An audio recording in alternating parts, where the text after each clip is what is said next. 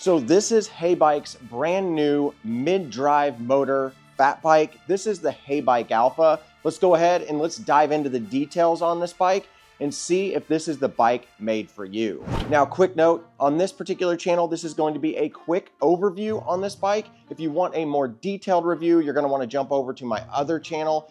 That channel's called Ride Electric Reviews. Now, Heybike's been making fat tire bikes for quite a while now, and this is their first attempt at a mid-drive motor. This particular mid-drive motor produces 105 Newton meters of torque and is called the Galaxy. Now, this is a 500 watt mid-drive system, and like I said, it has 105 Newton meters of torque.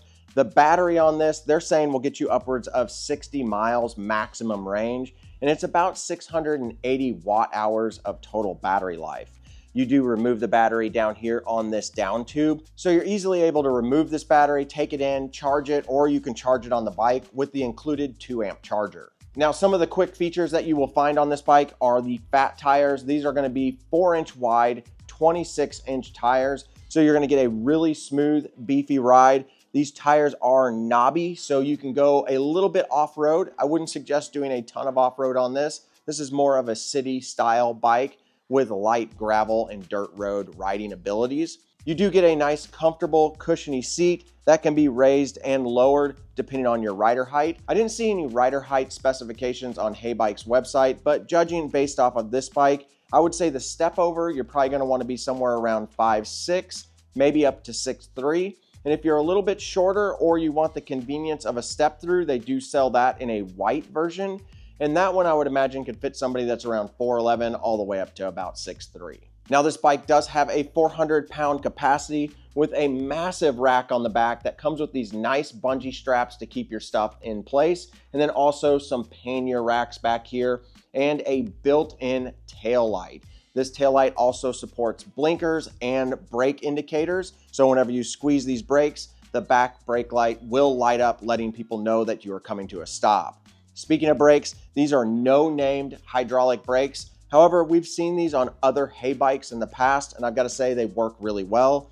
180 mil rotors, both front and back, with 2-piston hydraulic calipers. Now, Heybike did choose to go with a mountain bike style bar. This is a flatter bar, so you're going to get more of a aggressive feel on this bike, even though it is a slightly commuter feel at the same time. Now, as for the grips on here, they're a little lackluster, if I'm going to be honest. They're kind of rubbery, plasticky feeling, and you're kind of stuck with them because the quarter twist throttle is embedded in this particular grip right here. Now, in the middle of the handlebars, you do get the typical Heybike display. This is a nice style display that's going to give you all the information that you need whenever you go down the road, from your speed, your distance, your trip, and the amount of power that you're putting out. And also, it'll give you your battery indicator levels, so you'll know exactly what percentage you're currently at. And as far as drivetrain on this, you do get a Shimano Altus drivetrain. This is an 8-speed setup.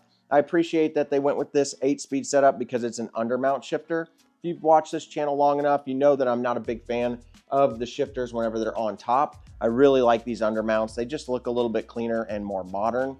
And then you do get an Altus rear derailleur down here. This rear derailleur is okay for this style of bike.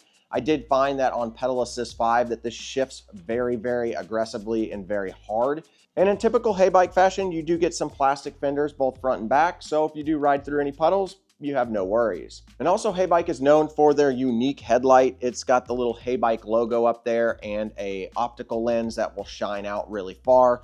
This light does a pretty decent job. The only downfall of this light, in my opinion, is the horn. Whenever you honk the horn on this, it's actually firing back at you. So it's pretty loud at your direction, but it's not as loud at the person in front of you. Now, Heybike did include a hydraulic suspension on it. And again, on their website, I couldn't find any information of exactly how much travel this has. But based off of my experience, I would say that this is about 80 millimeters of travel. You do have a lockout on it and a preload adjustment. Both the front and back wheels are not quick release. You will need to bolt these wheels on. So if you're looking for a bike with quick release, this particular one isn't going to have that. This bike retails for $1,699. Right now, as of recording this, you can get this for $1,599. But of course, Those prices do fluctuate. If you want to get the best and lowest price, you're definitely going to want to use my links down below. Those are affiliate links. They help out this channel at no additional cost to you, but they guarantee that they'll get you to the lowest price that Heybike offers. So taking this out on a ride, I did find that this bike pedaled really well. That mid-drive motor really excels when it comes to smoothness. The torque sensor on there is really active and really does work well with the rider input. I felt like the bike was one of the lighter feeling fat bikes out on the market, and I think a lot of that has to do with the mid-drive motor, being that it takes the weight off the back of the bike and puts it in the middle of the bike really low, which makes this bike feel a little bit more snappy and agile as you're riding down the road.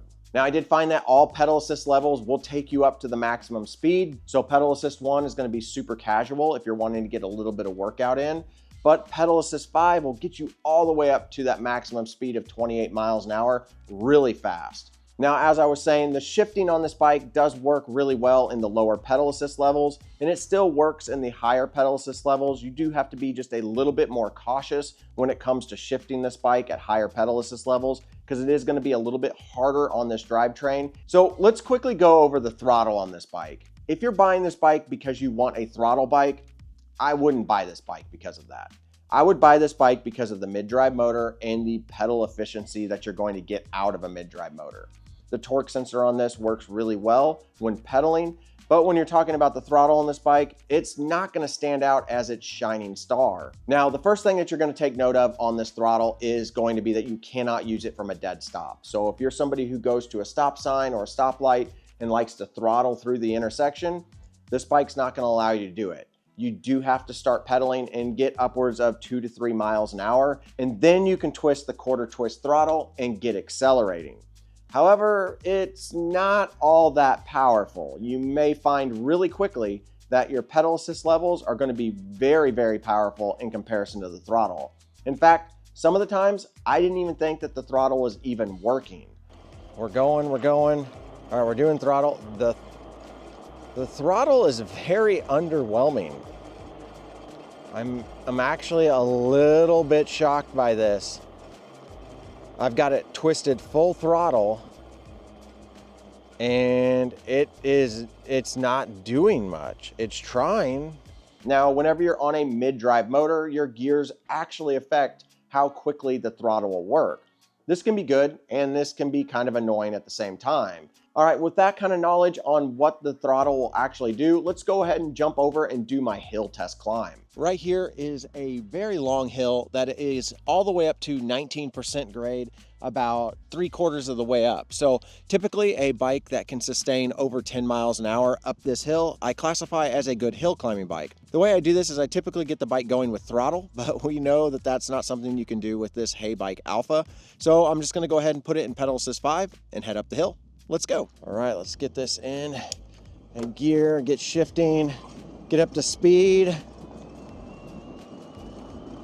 And a little bit harder gear, get some more torque going, up to 22, 23 miles an hour, 24. This is where it's about 10 to 12% in this range. Quickly, we will get up to the 15% range. This is gonna be a huge test for shifting this bike under load. And we already kind of know that it's not liking it too much. It is successfully shifting, but it doesn't seem to really like it all that much for some reason. Now, right here at this driveway is the 19%. Shift down some more, let the motor do most of the work.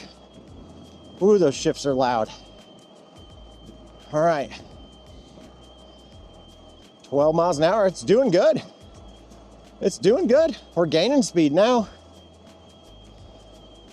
Very good. All right. That's a good hill climber. Kept it above 12 miles an hour. I classify this as a winner. So there you go, guys. That's the Heybike ALPHA, and this is the short overview review. I hope you guys enjoyed this, and if you guys want to pick up one of these, I highly recommend using my links down below for the best possible prices. And also, remember, this bike is more designed for those that want to actually pedal and not use the throttle. Let me know what you guys think in the comments below. hit that like button. And if you haven't already, definitely click the subscribe button. Go over to my other channel because that's where you're going to start seeing all of my e-bike reviews. And they're going to be much more detailed overviews than what you saw here. That way you can really know exactly what you're getting into. All right, guys, as always, get out there and ride your bike.